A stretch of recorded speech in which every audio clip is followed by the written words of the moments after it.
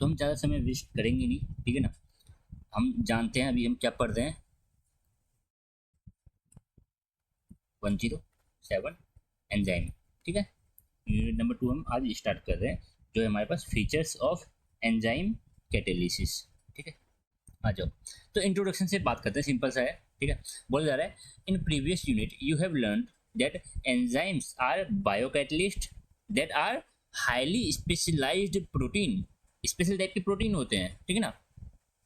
Enzymes increases the rate of chemical reaction, पता है हमें, many times higher than uncatalyzed reaction, बिना reaction का जो रेट होता, बिना कैटलिस्ट को यूज किए जो रेट होता उससे कई गुना ज़्यादा ये क्या कर देता है, करोड़ों गुना ज़्यादा बोल सकते हो आप, मिलियंस टाइम्स इंक्रीज कर देता है रेट ऑफ रिएक्शन को, ठीक है।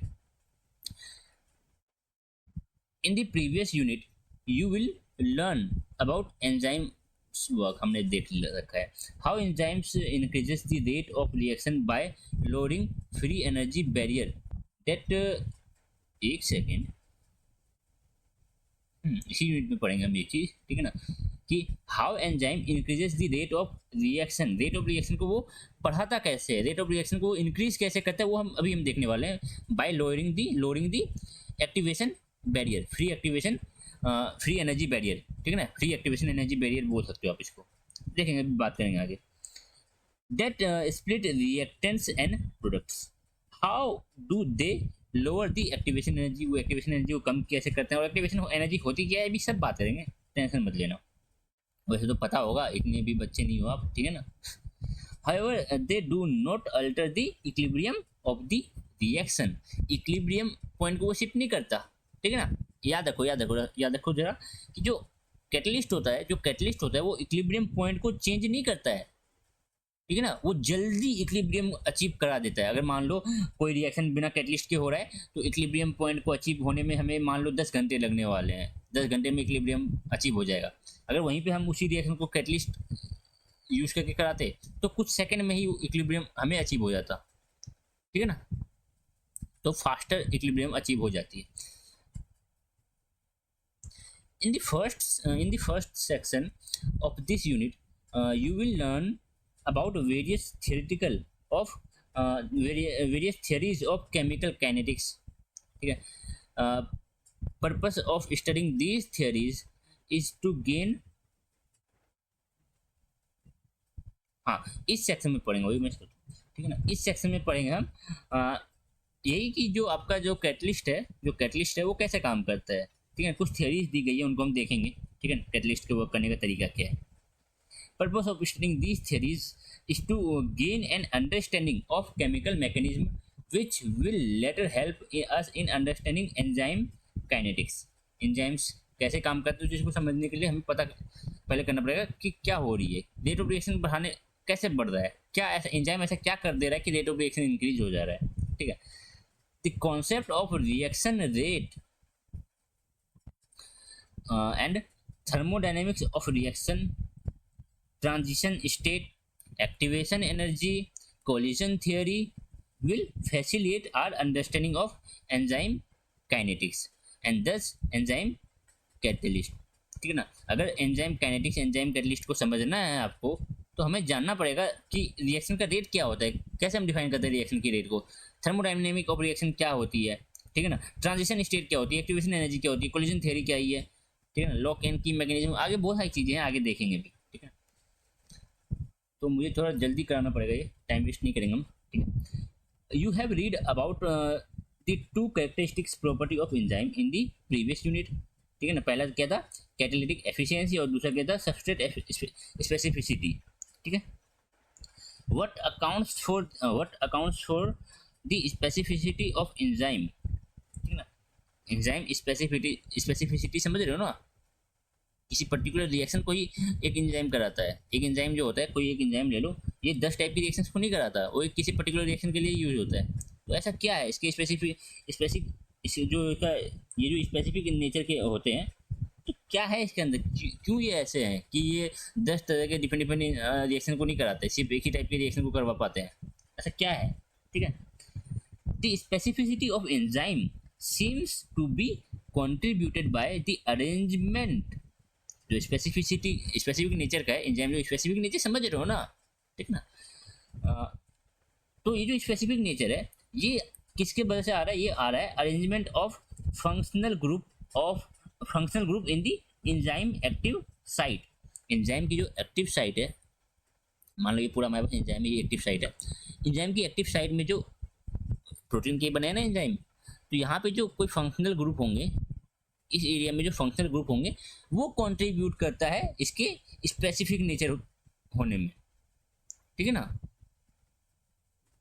अब ऐसा नहीं है कि कोई और सबस्ट्रेट इधर आके फिट नहीं होता, हो सकता है फिट, हो सकता है वो फिट, लेकिन अभी आगे जब हम पढ़ेंगे ना कि सबस्ट्रेट एंजाइम कॉम्प्लेक्स बनता है, यहाँ पे बॉन्डिंग होती है कुछ ऐसा, तो आप समझ पाओगे भाई चीज़ें कैसे घटेगी, ठीक है। अभी बात बस इतनी सी याद रखो कि जो स्पेसिफिक नेचर है ना ये किसके वजह से आ रही है, ये arrangement of functional group in the active site, न्यूक्लियोबाइसिस और पॉकेट्स भी बोलते हैं इसको बायोलॉजी में। बाकी केमिस्ट्री में तो हम मोस्ट ऑफ द टाइम हम एक्टिव साइट ही पढ़ते हैं, ठीक है। In the latest section we will also discuss lock and key hypothesis भी हम देखेंगे, एंड इंड्यूस फिट हाइपोथेसिस भी देखेंगे, and the two models that explain the enzyme substrate interaction। Enzyme और सबस्ट्रेट के बीच के इंटरेक्शन को समझाता है ये, ठीक है। चलो आओ बात करते हैं थर्मोडायनेमिक्स ऑफ केमिकल रिएक्शन की, ठीक है। अब थर्मोडायनेमिक के 3 लॉ होते हैं, वो आपको याद होने चाहिए, नहीं तो आ जाओ रिकॉल कर लेंगे, ठीक है ना। ऐसा नहीं है कि आपने पहली बार सुन रहे हो, ठीक है ना। थर्मोडायनेमिक्स नाम का चैप्टर ही होता है, केमिस्ट्री में भी फुल चैप्टर है थर्मोडायनेमिक्स नाम का, और फिजिक्स में भी है थर्मोडायनेमिक्स के नाम का चैप्टर, तो आपको थर्मोडायनेमिक के लॉ तो आना ही चाहिए, कोई बात नहीं रिकॉल करते हैं। Do you know the 3 laws of thermodynamics, लो इसने पहले ही पूछ दिया। These 3 law of thermodynamics are equally applicable to biological process. जो थर्मोडायनेमिक्स के जो 3 लॉ हम केमिस्ट्री में पढ़ते हैं, फिजिक्स में पढ़ते हैं, वो बायोलॉजी में भी अप्लाई होती है, ठीक है ना। Let us see how these laws of thermodynamics are applicable in enzyme catalysed reaction, ठीक है ना। आ जाओ, तो पहला लॉ क्या कहता है, द फर्स्ट लॉ ये बताता है, the first law states that energy can neither be create nor be destroy but it can converted into other form of energy. ये तो बेसिक है, ये क्लास 9 से भी हम सुनते आ रहे हैं, ठीक है ना, क्लास 9 से ही आप सुनते आ रहे हो इसको, ठीक। अगला, the second law of thermodynamics is the law of increased entropy, ठीक है ना। पहले लॉ को लॉ ऑफ एनर्जी भी आप देखोगे कभी कभी बोला जाता है, ठीक है ना। और दूसरा जो लॉ है उसको law of increase entropy, law of entropy, ठीक है ना, लॉ ऑफ एंट्रोपी भी बोला जाता है, ठीक है ना। तो लॉ ऑफ इंक्रीज्ड एंट्रोपी, तो एंट्रोपी क्या होती है, इसको हम एस से डिनोट करते हैं, केमिस्ट्री में हमने पढ़ रखी है 11th-12th में, ठीक है ना। इसको डिनोट किया जाता है एस से। तो entropy is a measure of randomness. अब मत पूछ देना रैंडमनेस क्या है, ठीक है ना, ये बिल्कुल एक तो इंग्लिश वाली वर्ड है, नॉर्मल जनरल इंग्लिश है, ये रैंडमनेस है, ठीक है। अब रैंडमनेस को मैं आपको हिंदी में समझाने जाऊँ एग्जांपल लेके तो वो तो पागलपंती होगी, ठीक है ना। तो ये क्या एंट्रोपी क्या है, ये रैंडमनेस को मेजर करता है, ठीक है। रैंडमनेस बोलो क्या बोलो, ठीक है ना, chaos with in A close system, ठीक है ना। एक क्लोज सिस्टम में ये क्या करता है, रैंडमनेस को मेजर करता है, ठीक है। और ये भी जो हम पहला लॉ भी डिफाइन करें, जो फर्स्ट लॉ जो भी हम डिफाइन कर रहे हैं वो भी एक क्लोज सिस्टम के लिए, एक क्लोज सिस्टम के अंदर अगर आप देखोगे एक क्लोज सिस्टम, अब मत बोलना कि सिस्टम नहीं पता, सिस्टम के कॉन्सेप्ट नहीं पता आपको कि सिस्टम कैसे, क्या सिस्टम होती है, क्या हम सिस्टम क्या बोल रहे हैं, ठीक है ना। जो केमिस्ट्री होती है उसमें थर्मोडायनामिक्स, उसमें पहला 2-3 पेज तो यही होता है, सिस्टम, एनवायरनमेंट, ये सब समझाई जाती है। आ जाओ, अगर आपको पता है तो ठीक है। दिस लॉ स्टेट दैट, जो सेकंड लॉ है वो क्या कह रहा है, that total entropy of the system and surrounding, system की टोटल एंट्रोपी और सराउंडिंग की जो टोटल एंट्रोपी है, वो क्या होती है, वो हमेशा इंक्रीज करती है एक स्पॉन्टेनियस प्रोसेस में। For a spontaneous process the the total entropy of system and surrounding always increases. ठीक है, आ जाओ. Now all the chemical or biochemical reactions, there are there are two driving forces, enthalpy और entropy. ठीक है ना, enthalpy और entropy. ये enthalpy है और entropy है जो जो हमारे पास होने वाली जो केमिकल रिएक्शंस है, बायोकेमिकल रिएक्शंस है, उसको ड्राइव करती है. ठीक है ना. एंथैल्पी को हम डिफाइन करते हैं heat content of A system. किसी कंटेंट का टोटल किसी सिस्टम का टोटल हीट कंटेंट, किसी सिस्टम का टोटल हीट कंटेंट, उसी को हम बोलते हैं उसका क्या, एंथैल्पी. ठीक है. In biological system temperature is assume to be constant. Biological system में हम टेम्परेचर को क्या लेते हैं, कांस्टेंट. कि टेम्परेचर हमारा थ्रू आउट समय के साथ चेंज नहीं हो रहा, कांस्टेंट है. ठीक है. तो 1878 में साइंटिस्ट के नाम देख लो, गिब्स, गिव ए रिलेशन. इन्होंने एक रिलेशन दिया किस क्या दिखाते हुए, टेम्परेचर और क्या, रैंडमनेस को. ठीक है. टेम्परेचर और एंट्रोपी को रिलेट करते हुए इन्होंने एक इक्वेशन दी है जो कि बहुत फेमस है. हमने केमिस्ट्री में शायद से ये इलेक्ट्रोकेमिस्ट्री, ऐसा कुछ, इलेक्ट्रोकेमिस्ट्री, हाँ ऐसा ही कुछ चैप्टर है ना, सेकंड या थर्ड चैप्टर है क्लास 12th का इलेक्ट्रोकेमिस्ट्री, उसमें भी ये हम यूज़ करते हैं. बाकी तो ये थर्मोडायनेमिक्स में भी देखने को मिलेगा ही मिलेगा, ऑब्वियस सी बात है. ठीक है. डेल्टा जी यहाँ क्या है, जहाँ पे डेल्टा जी है हमारे पास गिव्स फ्री एनर्जी. बेसिकली आप इसको फ्री एनर्जी भी बोलते हो मोस्ट ऑफ द टाइम. ठीक है ना. तो समझ गए ना एंथैल्पी क्या है. बढ़ो आगे. The free energy change, delta G, free energy change during a reaction process under standard set of condition. Condition क्या दे दी हमने कि भाई टेम्परेचर रख दिया हमने 298 केल्विन, प्रेशर रख दिया हमने 1 atm, कंसंट्रेशन हमने ले लिया कितना, 1 मोलर. ठीक है. तो जब ये कर दोगे, जब आप ये कंडीशन रखोगे, ये स्टैंडर्ड कंडीशन जब आप पुट करोगे, तब बोला जा रहा है, एक second, the free energy change during the reaction process under standard set of condition is called standard gives free energy, जिसको हम डेल्टा जी नॉट. ठीक है ना, जी नॉट. तो स्टैंडर्ड कंडीशन के लिए हम जी नॉट डिफाइन करते हैं.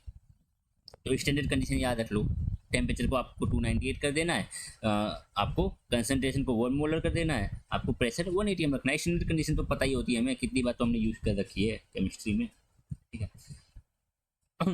आगे आओ. Free energy change must be negative for a reaction to be spontaneous. हम ये भी बात है बिल्कुल बच्चों वाली है. ठीक है ना. जो क्लास, अगर आपने इलेक्ट्रोकेमिस्ट्री थोड़ी भी पढ़ रखी है ना, थोड़ी भी, बिल्कुल, अगर आप बोलोगे इलेक्ट्रोकेमिस्ट्री अगर 100% हो, तो इलेक्ट्रोकेमिस्ट्री को अगर आपने 10% भी समझ पढ़ रखा है ना, तो इतना तो पता ही होगा कि डेल्टा जी अगर नेगेटिव है, तो बोलते हैं जो रिएक्शन है वो कैसा है, स्पॉन्टेनियस. अब ये मत बोलना कि स्पॉन्टेनियस रिएक्शन क्या होती है. ठीक है ना. स्पॉन्टेनियस रिएक्शन ऐसा रिएक्शन जिसको होने के लिए कोई एक्सटर्नल फोर्स की जरूरत नहीं है. ठीक है ना, वो खुद हो जाती है. A reaction is said to be वही चीज़ है. A reaction is said to be spontaneous if it occur without being driven by some external force. कोई भी एक्सटर्नल फोर्स नहीं चाहिए इसको होने के लिए, इस रिएक्शन को प्रोसीड करने के लिए. ठीक है. तो बोलते हैं स्पॉन्टेनियस. अगर स्पॉन्टेनियस रिएक्शन है तो डेल्टा जी आप कितना बताओगे, नेगेटिव होगी. कितना नहीं, इसकी वैल्यू कैसे रहेगी, नेगेटिव में रहेगी. ठीक है. कितना तो वो तो हम कैलकुलेट करेंगे. Thus for a reaction delta G is negative. Thus for a reaction if delta G is negative, reaction is spontaneous. और अगर delta G पॉजिटिव है तो रिएक्शन बोलेंगे हम ये नॉन स्पॉन्टेनियस हो जाएगा. ठीक है. मीन्स अगर डेल्टा G पॉजिटिव है तो रिएक्शन को करवाने के लिए हमें एक्सटर्नल फोर्स लगाना पड़ेगा. ठीक है. For a biological reaction delta G is energy available for work. Biological system में, बायोलॉजिकल रिएक्शंस में हम क्या बताते हैं कि जो डेल्टा जी है, ठीक है, जो change in gives free energy है, चेंज इन फ्री एनर्जी, वो क्या है, वो ये वो एनर्जी है, ये वो एनर्जी है जो अवेलेबल है हमारे वर्क के लिए, और work like osmotic work, muscular work, different different work जो हमारे बायोलॉजिकल सिस्टम में होते हैं. तो what is delta G? What is delta G? It is the energy. It is the energy which is available for work in biological system. तो biological system के लिए ऐसा डिफाइन करते हैं. ठीक है, आ जाओ. What amount of enzyme is consumed in the enzyme catalyzed reaction? Enzyme catalyzed reaction, ठीक है, enzyme लग रही है तो कितना enzyme लगेगा? What amount of enzyme is consumed? enzyme तो कभी consume होता ही नहीं है, ठीक है ना, consume नहीं होगा. Each enzyme generally catalyzes, अच्छा नीचे ये दिया हुआ है specific reaction. The delta G of a reaction depends only on the free energy of the product, that is final minus free energy of the reactant initial. जो delta G है वो final product की free energy और initial product की free energy भी only इस पे depend करती है? नहीं, कभी नहीं. डेल्टा जी जो है वो टेम्परेचर पे भी डिपेंड करती है, हमने बात कर रखी है. तो कैसा है? ऐसा नहीं है, ये फॉल्स है. ठीक है ना, ठीक है. आगे, if the free energy change in A reaction is negative, अगर फ्री एनर्जी चेंज नेगेटिव है, it indicate that the reaction releases और एब्जॉर्ब एनर्जी. अगर फ्री एनर्जी चेंज ये कैसा है? नेगेटिव. डेल्टा जी आपके पास नेगेटिव दे रखे तो मतलब हो गया ये स्पॉन्टेनियस. अगर स्पॉन्टेनियस है तो energy it indicate that the reaction releases और एब्जॉर्ब. तो रिलीज हो रही है एनर्जी या एब्जॉर्ब हो रही है? ऑब्वियस सी बात है, अगर ये स्पॉन्टेनियस है, अगर ये स्पॉन्टेनियस है तो एनर्जी रिलीज होती है. स्पॉन्टेनियस रिएक्शन में एनर्जी रिलीज होती है, ठीक है ना. बाकी आपको देनी पड़ेगी. एब्जॉर्ब कब होगा? जब ये नॉन स्पॉन्टेनियस होगा. ठीक है, तो free energy change must be positive for a reaction to be spontaneous. Spontaneous होने के लिए जो फ्री एनर्जी है पॉजिटिव, बिल्कुल गलत. चलो ये भी कर ही लेंगे, छोटा सा है, आ जाओ, ज़्यादा समय नहीं लगेगा. Factor affecting rate of chemical reactions. Molecules react when they come in contact. Molecule कब रिएक्ट करते हैं? जब वो पास पास आते हैं, ठीक है ना, बिल्कुल एक दूसरे के कॉन्टैक्ट में आते हैं with each other. Therefore any factor that increases the rate of collision. अब देखो, इमेजिन करो, ऐसा तो है नहीं. अगर आपको मैं बोलूँ कि आपको मैंने एक ऐसा कुछ दे दिया मैंने, कोई ये रहा, ठीक है, मैंने बोल दिया ये जो भी चीज़ है एक क्यूबॉइड दिख रही है मुझे, मैंने बोल दिया इसके अंदर मैंने आपको दे दी है बहुत सारी गैसेस इसके अंदर है, ठीक है, इसके अंदर बहुत सारी गैस है. तो पहली बात बताओ, क्या लगता है ये गैस क्या रेस्ट पे होगी? मस्त इधर ये रेस्ट में है. अगर आप मान लो, अगर आप बिल्कुल छोटे हो गए, आप मोलिकुलर लेवल पे छोटे हो जाओ, ठीक है ना, और अगर आप अंदर जाके देखोगे तो क्या दिखाई देगा कि ये मोलिकुलर यहाँ पे रेस्ट में है? ऑब्वियस सी बात है, नहीं, ठीक है. तो ये क्या करते हैं? रैंडम मोशन करते हैं. कौन सा मोशन बोलते हैं उसको? ब्राउनियन मूवमेंट, ठीक है. तो रैंडमली ये मूव करते रहते हैं, एक दूसरे से कोलाइड करते हैं, ठीक है ना. Therefore any factor that increases the rate of collision, अगर कुछ भी ऐसा कर दो कि रेट ऑफ कोलिजन बढ़ जाए, ये जो कोलिजन की जो रेट है ना वो बढ़ जाए, ठीक है ना, तो इसकी वजह से क्या होगा? कोलिजन, ये तो कोलिजन की रेट बढ़ जाए, ये तो आप क्या कर सकते हो? कंसंट्रेशन को इंक्रीज कर दो. देखो, अगर मैं बोलूँ कि यहाँ पे हमारे पास मॉलिक्यूल्स कब रिएक्ट करते हैं? जब वो पास पास आते हैं. अगर मैं बोलूँ इतनी जगह पे हमने ये देख लो 6 मॉलिक्यूल लग रखे हैं, ठीक है ना, लेकिन अब वही मैं बोलूँ कि कंसंट्रेशन में बढ़ा देता हूँ, मैं बहुत सारे मॉलिक्यूल कर देता हूँ. तो कंसंट्रेशन बढ़ाने पे आपको क्या लगता है कि ये पास आए कि नहीं आए? कंसंट्रेशन बढ़ाने पे ये पास आए कि नहीं आए? पहले ये बताओ. कंसंट्रेशन वाला फैक्टर यहाँ पे काम किया कि नहीं किया इनको पास लाने में? बताओ. तो हाँ, किया. तो आप कंसंट्रेशन बढ़ाओगे तो हाँ ऑब्वियस सी बात है वो पास पास आएंगे, तो रेट ऑफ रिएक्शन को बढ़ाने में कंसंट्रेशन बढ़ाओगे तो रेट ऑफ रिएक्शन ऑब्वियस सी बात है बढ़ेगा, ठीक है. दूसरा, अगर इसका अब ये जो कोलिजन है, मीन्स ये जो जिस वेलोसिटी के साथ कोलाइड कर रहे हैं, अगर उनके कोलिजन को बढ़ा दें जल्दी जल्दी कोलाइड करे, अच्छी स्पीड के साथ, अच्छी एनर्जी के साथ कोलाइड करे, ठीक है ना, तो भी क्या होती है, रेट ऑफ रिएक्शन बढ़ जाती है। ठीक है, ऑब्वियसली बात है, टेम्परेचर बढ़ाओगे तो ये ज़्यादा ज़्यादा फास्ट मूव करेंगे। ठीक है ना। Increase concentration of a reactant or an increase in temperature of a reaction का टेम्परेचर बढ़ा दो, ये जो रिएक्टेंट का कंसंट्रेशन बढ़ा दो, ये क्या करेंगी, ये इंक्रीज कर देगी रेट ऑफ रिएक्शन। ठीक है, ज़्यादा फालतू की बात नहीं, आगे बढ़ो। There are several factors that influences the rate of chemical reaction. As you know, the uncatalyzed reaction in a biological system tends to be slow, as most of the biomolecules are stable at neutral pH and mild temperature. ठीक है, बहुत ज़्यादा अनकेटलाइज्ड reaction मतलब कि जब catalyst use नहीं कर रहे हैं, ठीक है ना, तब जो बायोलॉजिकल सिस्टम में जो मॉलिक्यूल्स हैं वो स्टेबल हैं। ठीक है ना, वो स्टेबल है न्यूट्रल पीएच पे, वो स्टेबल है, जो उसका नॉर्मल टेम्परेचर है वो उसी टेम्परेचर पे स्टेबल है। ठीक है, simple reactions such as digestion of food और एनी मसल मूवमेंट, कोई मसल का मूवमेंट, ये जो फूड का डाइजेशन, विल अकर और occur at very slow rate without catalyst.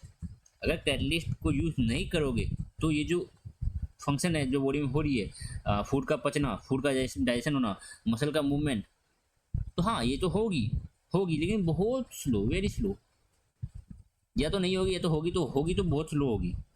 ठीक है, एंजाइम्स कैटलाइज, वैसे अगर आप बोलोगे, अगर आपको एक रोटी दे दिया जाए, इसको अगर आप बोलोगे बिना कैटलिस्ट के पचाना है तो आपको सालों लग जाएंगे। ठीक है ना, तो समझ जाओ। Enzyme catalyst enhance the rate of reaction, हम जानते हैं इस चीज को। Let us discuss factor affecting the rate of chemical reaction.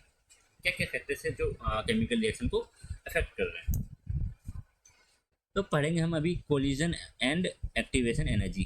ठीक है, you would like to recall from your school chemistry class that for chemical reactions to occur molecules must collide with one another. अगर reaction होना है तो molecule को एक दूसरे से टकराना पड़ेगा। कोलिजन थ्योरी तो यही कहती है। ठीक है ना, कोलिजन थ्योरी क्या कहती है, मॉलिक्यूल्स कोलाइड करते हैं और क्या होता है, रिएक्शन होता है। ठीक है ना, कोलिजन थ्योरी ये कहती है। However not all colliding molecules react. बात समझे, मान लो ये एक मॉलिक्यूल है, ये एक मॉलिक्यूल, दोनों आए, मस्त कोलिजन हुआ, तो यहाँ पे मस्त रिएक्शन हो गया, प्रोडक्ट बन गया। लेकिन अब वही दूसरा केस है, ये मॉलिक्यूल आया, ये आके टकराया, कोलिजन हुआ, लेकिन कोई प्रोडक्ट फॉर्म हुआ ही नहीं। ठीक है, कोई प्रोडक्ट नहीं फॉर्म हुआ। क्यों? कोलिजन किस वेलोसिटी के साथ कोलाइड करते हैं वो भी मैटर करता है ना, कितनी एनर्जी के साथ कोलाइड कर रहे हैं, कितनी एनर्जी के साथ कोलाइड कर रहे हैं, एनर्जी बैरियर को उसने तोड़ा है कि नहीं तोड़ा है, बात करेंगे भी आगे सर, वही बात याद रखो। However, not all colliding molecules react. सारे मॉलिक्यूल मतलब कि जो भी, ऐसा नहीं है कि कोई भी ऐसा नहीं है कि हर एक मॉलिक्यूल जो कोलाइड कर रहा है वो रिएक्ट करके प्रोडक्ट बना ही लेगा। नहीं ना, बिल्कुल नहीं। ठीक है ना, not all the colliding molecule of similar type will have equivalent amount of energy. Obviously बात है, मान लो ये भी हाइड्रोजन है, ये भी हाइड्रोजन है, ये भी हाइड्रोजन है, ये भी हाइड्रोजन है, ये चारों हाइड्रोजन है। तो बोला जा रहा है ये दोनों हाइड्रोजन आपस में आए कोलाइड किए, ये दोनों हाइड्रोजन भी आगे आपस में आए कोलाइड किए, तो ये बोला जा रहा है देखो, not all the colliding molecules of similar type, दोनों का सिमिलर टाइप है, ठीक है ना, similar type will have equivalent amount of energy. जब ये कोलिजन कर रहे हैं तो इसके पास एनर्जी, तो ये जिस वेलोसिटी से मूव करे वो ज़्यादा है एज कम्पेयर टू इसकी वेलोसिटी। ठीक है ना, the reaction will take place only when molecules collide in specific orientation and sufficient energy. समझ रहे हो चीजों को? अगर मैं बोलूं इमेजिन कर लो ना, आप समझ लो, आप बहुत छोटे हो गए, चले गए आप एटम के लेवल के छोटे हो गए आप। ठीक है ना, तो आपको दिख रहा है कि हाइड्रोजन ये रहा, तो ओरिएंटेशन देखो, दोनों हाइड्रोजन है, एक बड़ा दिख गया होगा आपको, ठीक है ना, बड़ा बन गया। अगर दोनों ऐसे कोलाइड हुए, इस एक्सिस में ऐसे आके कोलाइड किए दोनों, तो ठीक है। अगर कोलिजन ऐसे हो रहा है, इधर आके यहाँ से टकराए, ऐसा कर कुछ,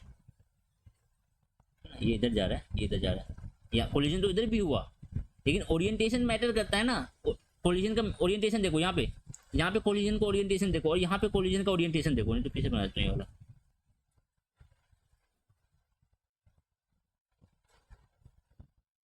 इसकी वेलोसिटी इस तरफ थी, इसकी वेलोसिटी इस तरफ थी। ओरिएंटेशन चेक करो आप। तो ओरिएंटेशन भी मैटर करता है और किस एनर्जी के साथ वो कोलाइड करते हैं उस पर वो भी मैटर करता है, ठीक है। The molecules must possesses energy to overcome the energy barrier to the reaction. Reaction होने के लिए एक एनर्जी बैरियर क्रिएट है कि अगर ये रिएक्शन इतनी एनर्जी तुम ओवरकम कर लोगे, इतनी एनर्जी से तुम अगर बात करें कोलिजन थ्योरी की, कि अगर तुम इतनी वेलोसिटी से टकराओगे, इतनी एनर्जी के साथ वेलोसिटी छोड़ो, एनर्जी के रिएक्शन में बात करते हैं कि अगर तुम इतनी एनर्जी के साथ टकराओगे, ठीक है, तो हाँ तो हो जाएगा, रिएक्शन होगा। अगर उससे कम एनर्जी के साथ टकरा तो रिएक्शन नहीं होगा। अभी एनर्जी बैरियर का कॉन्सेप्ट समझेंगे, एक्टिवेशन एनर्जी का, ठीक है। This is known as activation energy, ठीक है। जस्ट इमेजिन करो आपने दो हाइड्रोजन इमेजिन करो, ठीक है ना। वो आए टकराए, बिल्कुल टकराए, मस्त ऐसा, ये वाला टकराना, ये इधर देखो, इधर देखो, थोड़ा समय ज़्यादा ले, इधर देखो, दो हाइड्रोजन आए टकराए, कितनी एनर्जी के साथ, मान लो अच्छी खासी एनर्जी के साथ, ठीक है ना। मान लो इसकी एनर्जी अभी, इस वाले हाइड्रोजन की एनर्जी थी अभी 2 जूल, और इस वाले की भी 2 जूल, मान लेते हैं कुछ भी हम, आए टकराए, ठीक है, मस्त प्रोडक्ट फॉर्म हो गया। अगर मैं बोलूं कि अगर ये टकराते इससे कम स्पीड पे, इससे कम एनर्जी से, तो प्रोडक्ट फॉर्म नहीं होता। तो एक स्पेसिफिक एक हर एक मॉलिक्यूल के लिए, हर एक केमिकल रिएक्शन के लिए एक्टिवेशन एनर्जी अलग अलग होती है, ठीक है ना। तो एक एक्टिवेशन एनर्जी है, ठीक है ना। अगर उस एनर्जी से आप कोलिजन हो रहा है तो हाँ रिएक्शन होगा, अगर उससे कम से हो रहा है तो नहीं होगा, उससे ज़्यादा एनर्जी से भी टकरा रहे हो फिर भी हो जाएगा। तो एक्टिवेशन एनर्जी को आपको पास करना पड़ेगा।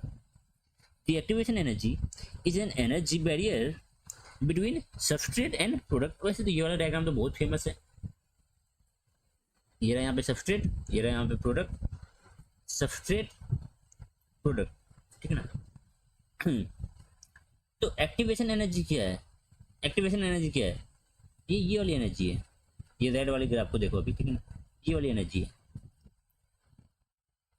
वैसे तो अभी हम इस प्रोडक्ट की बात छोड़ो, अभी हम ट्रांजिशन स्टेट की बात कर लेते हैं। तो अगर आपको पहले देखो ये एनर्जी, फ्री एनर्जी ऊपर की ओर बढ़ रही है, एनर्जी बढ़ रही है, ठीक है ना। इधर की ओर एनर्जी जो है वो सॉरी इधर की ओर जो रिएक्शन है प्रोसेस हो रहा है। तो पहले हमें क्या करना पड़ेगा, जो ट्रांजिशन स्टेट होती है, ठीक है ना, तो उसकी एनर्जी ज़्यादा होती है फ्री स्टेट से। तो आपको पहले ट्रांजिशन स्टेट तक पहुंचना पड़ेगा, तभी आप नीचे जा सकते हो। डायरेक्ट यहाँ से यहाँ तक जाने का रास्ता नहीं है। डायरेक्ट आप एनर्जी से यहाँ से जाएगा, डायरेक्ट आप इस पॉइंट से इस पॉइंट तक नहीं जा सकते। पहले आपको अपने प्रोडक्ट की एनर्जी, जो भी आपके जो आपकी रिएक्टेंट है, उसी एनर्जी को इंक्रीज करना पड़ेगा, पहले इंक्रीज करना पड़ेगा, ठीक है। और इसके लिए चाहिए कि जो मॉलिक्यूल्स हैं वो अच्छे से सही एनर्जी के साथ कोलाइड करें। For conversion of substrate to product, energy barrier is the energy barrier क्या है, energy required to align reactant molecule as well as formation of transition unstable intermediate before the formation of product। Simple सी चीजें लिखी हुई है। what is activation energy? It is the energy difference between reactant and transition intermediate, not product, ठीक है। Look figure 2.1 in the coordinate diagram. Free energy of system is plotted against the reaction process, ठीक है। In this figure you will notice that there is an energy barrier between substrate and product. This energy barrier is known as activation energy or energy of energy of activation. EA is defined as energy required to overcome the energy barrier so that an substrate can be converted to product. रुको जरा, क्या बोल दिया इन्होंने यहाँ पे? कुछ इन्होंने उल्टा बोल दिया क्या? यहाँ से पढ़ो।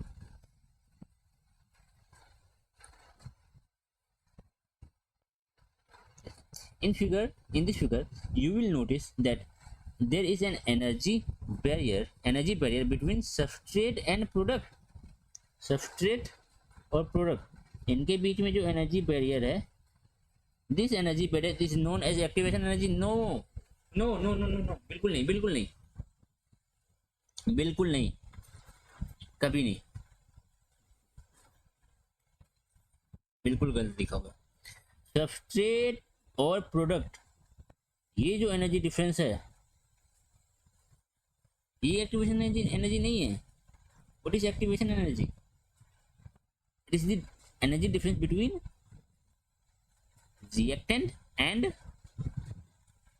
Transition state. ये है एनर्जी, एक्टिवेशन एनर्जी। देखो देखो देखो देखो, दिखा, ये देखो, ये अगर अगर अगर आप कैटलिस्ट यूज करते हो, अगर आप कैटलिस्ट यूज करते हो तो जो एक्टिवेशन एनर्जी है वो कम हो जाती है। अब इस बात को देखो, चलो इस बात को देखो, ये वाला पार्ट देखो, ग्रीन वाला, जो आपने क्या यूज किया, एंजाइम। तो जो एक्टिवेशन एनर्जी है, अब जो ट्रांजिशन स्टेट है वो यहाँ पे है, यहाँ पे यहाँ पे यहाँ पे यहाँ पे। तो अब जो एक्टिवेशन एनर्जी वो थोड़ी कम हो गई है, थोड़ी क्या, अच्छी खासी कम हो गई है, ठीक है। चलो वंस अगेन लुक फिगर 2.1 देख लो भाई, and you will notice that the activation energy of an uncatalysed reaction is very high then the catalysed one. जिस केस में आप कैटलिस्ट यूज कर रहे हो, जिस केस में आप कैटलिस्ट यूज कर रहे हो, ये ब्लैक वाले के केस में हमने कैटलिस्ट यूज किया है, तो इसका जो एक्टिवेशन एनर्जी है वो थोड़ी कम है as compare to without catalyst. Without catalyst ये रेड वाला है। Here comes the role of a catalyst. It lowers the activation energy. It lowers the activation energy and thus facilitate the achievement of transition state, a phase which eventually tends to the formation of product and vice versa. जो transition state है, इससे product भी बन सकता है, और transition state से क्या हो सकता है, ट्रांजिशन स्टेट से दोनों डायरेक्शन में रिएक्शन चल सकती है।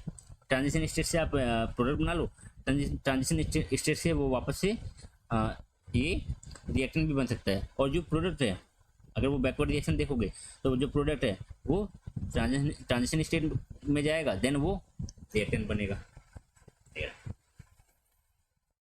तो यहाँ पे बोला जा रहा है कि जो एंजाइम है वो एक्टिवेशन एनर्जी को कम कर रहा है। हाँ, वैसी बात हम जान पा रहे हैं। एंजाइम हेल्प टू ओवरकम दी, यहाँ पे एक टर्म आया था, आई थिंक रुक जाओ, अचीवमेंट ऑफ ट्रांजिशन स्टेट। अब देखो एक चीज़ समझो, मैं यहाँ पे समझाना चाहूँगा, कितने देर में खत्म हो गई, आज यहीं तक करेंगे, अभी कंप्लीट करेंगे। देखो मैं एक चीज़ समझाना चाह रहा हूँ, वीडियो को ज़्यादा लंबा नहीं करूँ। मैं एक चीज़ समझाना चाह रहा हूँ कि अगर मानो अगर आपके पास 10 मॉलिक्यूल है, अगर आपके पास 10 मॉलिक्यूल है, मतलब कि 10 मॉलिक्यूल 20 मॉलिक्यूल ले लो, 20 ले लेना। अगर मान लो इसकी एनर्जी 2 है, इसकी 3 है, इसकी 4 है, इसकी 5 है, इसकी 6 है, ठीक है ना, इसकी 7 है, 7 ही मॉलिक्यूल लेते हैं। और अगर बिना कैटलिस्ट के हम देख रहे हैं, बिना कैटलिस्ट के देख रहे हैं, ठीक है ना, ये 2 मॉलिक्यूल आएंगे, टकराएंगे, तो ट्रांजिशन स्टेट को अचीव करने के लिए बिना कैटलिस्ट के हम देख रहे हैं, ठीक है ना। अरे यार कौन है? ट्रांजिशन स्टेट को अचीव करने के लिए जितनी एनर्जी के साथ इनको टकरानी चाहिए थी, वो एनर्जी कितनी है, वो हम मान लेते हैं 4 है, वो है 4। तो कौन कौन से मॉलिक्यूल्स, कौन कौन से कोलिजन की वजह से ये प्रोडक्ट फॉर्म होगा? तो ये नीचे के जितने भी कोलिजन हो रहे हैं, इनकी वजह से प्रोडक्ट फॉर्म हो जाएगा। ओरिएंटेशन पे भी मैटर करता है, वो भी याद रखना, उसको अभी थोड़ा सा हम अभी यहाँ पे इग्नोर करते हैं, ठीक है ना। तो इन सभी कोलिजन की वजह से प्रोडक्ट बनेगा, ये सारे कोलाइड करेंगे, प्रोडक्ट बनेगा, ठीक है। अब भाई ये दोनों तो नहीं बन पाए क्योंकि इसकी एनर्जी कम थी, रिक्वायर तो इतनी थी, ठीक है। अब बात करते हैं, जब कैटलिस्ट यूज किया तो उनने क्या किया, उनने इसको कम कर दिया। मीन्स अब जो 2 वाला है, अब ये भी टकराएंगे तो ये भी प्रोडक्ट बन पाएंगे, और ये जो 3 एनर्जी वाला है ये भी प्रोडक्ट बन पाएंगे, और ये सारे तो बनेंगे ही बनेंगे।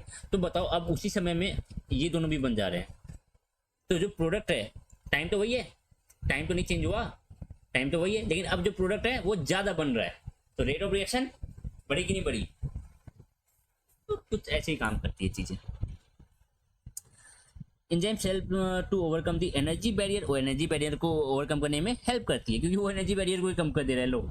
जो वहाँ तक, जो इस टीले तक, जो इस पहाड़ तक नहीं पहुँच पा रहे हो, तो भाई तुम यहाँ तक आ जाओ, बस इतनी मदद कर दी उन्होंने एंजाइम ने तुम्हारी, ठीक है ना। ऐसे जो बूढ़े बुजुर्ग लोग हैं, ठीक है, कि तुम अगर इतने ऊँचे नहीं आ पा रहे हो तो भाई यहाँ तक आ जाओ, ठीक है, इतना कर लो, बन जाएगा काम। Enzyme helps to overcome the energy barrier so that more of the substrate molecule can be converted into product। ज़्यादा से ज़्यादा जो सबस्ट्रेट है वो प्रोडक्ट में कन्वर्ट हो पाए। ऑब्वियसली बात है, ज़्यादा कन्वर्ट हो रहे हैं तो रिएक्शन की रेट बढ़ जाएगी। How does it help the reaction process, reaction को प्रोसेस करने में कैसे हेल्प करता है। The enzyme and the substrate form A reaction intermediate.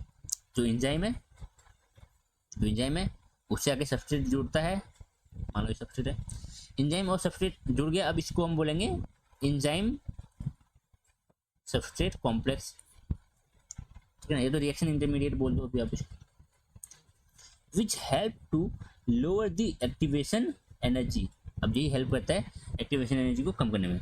Then the reaction between reactant molecule without catalyst, बिना कैटलिस्ट के अगर कंपेयर करते हो तो।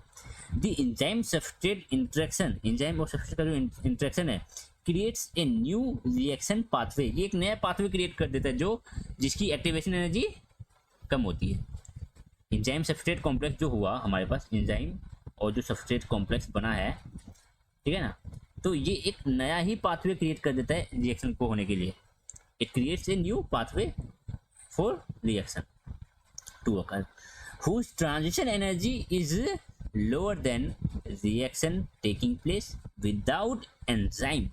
अब ये जो नया पाथवे इन्होंने क्रिएट किया है रिएक्शन, ये जो नया पाथवे क्रिएट किया गया है एंजाइम सबस्ट्रेट कॉम्प्लेक्स के द्वारा, ठीक है, इस पाथवे की जो ट्रांजिशन एनर्जी है, इस पाथवे की जो एक्टिवेशन एनर्जी है वो क्या है, वो कम है, अच्छा खासा कम है as compare to reaction without enzyme. Breaking of older bond and formation of new bond require energy. Obviously बात है, रिएक्शन क्या होती है, रिएक्शन का क्या मतलब समझते हो, बॉन्ड का टूटना और बॉन्ड का फॉर्मेशन होना, टूटना और जुड़ना बॉन्ड का, ठीक है ना। तो बॉन्ड के टूटने और बॉन्ड के जुड़ने में हमें एनर्जी चाहिए। For the alignment of reaction group, ठीक है, reacting group, formation of transition unstable charge and the energy comes from the binding energy from enzyme substrate interaction। अब देखो बात इतनी है ना कि आपका जो सबस्ट्रेट है वो प्रोडक्ट में कैसे कन्वर्ट होगा, सबस्ट्रेट में कुछ बॉन्ड टूटेंगे, कुछ बॉन्ड बनेंगे, ऐसा कुछ। तो बॉन्ड अगर तोड़ना है तो ऑब्वियसली बात है क्या करनी पड़ेगी, एनर्जी देनी पड़ेगी। तो कहाँ से आएगी एनर्जी, ये अब देखो बॉन्ड जब फॉर्म होती है ना, जब कोई इंटरेक्शन बोल दो, बॉन्ड बोल दो, ठीक है ना, जब कोई बॉन्ड फॉर्म होता है तो एनर्जी रिलीज होती है। तो यहाँ पे क्या हुआ, यहाँ पे जो एंजाइम है उन्होंने इंटरेक्शन किया किसके साथ, एंजाइम ने इंटरेक्शन किया सबस्ट्रेट के साथ। तो एंजाइम और सबस्ट्रेट के बीच में जो इंटरेक्शन है ना, इन इंटरेक्शन की वजह से एनर्जी रिलीज होती है, और यही एनर्जी अब काम में आएगी सबस्ट्रेट को प्रोडक्ट में कन्वर्ट करने के लिए, नए बॉन्ड को बनाने के लिए और पुराने बॉन्ड को तोड़ने के लिए, ठीक है। This free energy binding energy बोलते हैं, जब सबस्ट्रेट और एंजाइम आपस में पास आ रहे हैं, ठीक है ना, इनका इंटरेक्शन की वजह से जो एनर्जी निकल रही है, सबस्ट्रेट और एंजाइम की इंटरेक्शन की वजह से जो एनर्जी रिलीज हो रही है उसको बाइंडिंग एनर्जी बोली जाती है। This free energy releases by the interaction of enzyme and substrate offsets the energy required to reach the top energy hill।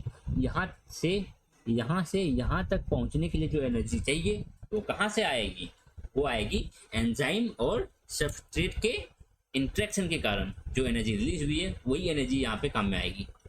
समझ रहे हो? ये पहाड़ कैसे चढ़ोगे आप? ये पहाड़ कैसे चढ़ोगे? ये बताओ, ये पहाड़ कैसे चढ़ोगे? ये पहाड़ चढ़ा जाएगा एंजाइम और सबस्ट्रेट के इंट्रैक्शन के कारण जो एनर्जी रिलीज होती है उस एनर्जी को हम यहाँ पे यूज करेंगे और हम ट्रांजिशन स्टेट को अचीव करेंगे। ठीक है, बाकी नीचे आना है तो कोई दिक्कत नहीं है, उसके लिए एनर्जी नहीं लगती है। And result in lower activation energy. बस चलो, वैसे मेरे हिसाब से समय आधा घंटे से ज़्यादा हो गया होगा। इस चीज़ को मैं सोचा था आज इसी में ले लूँगा, अगले लेक्चर में ले लेंगे। चलो बाय।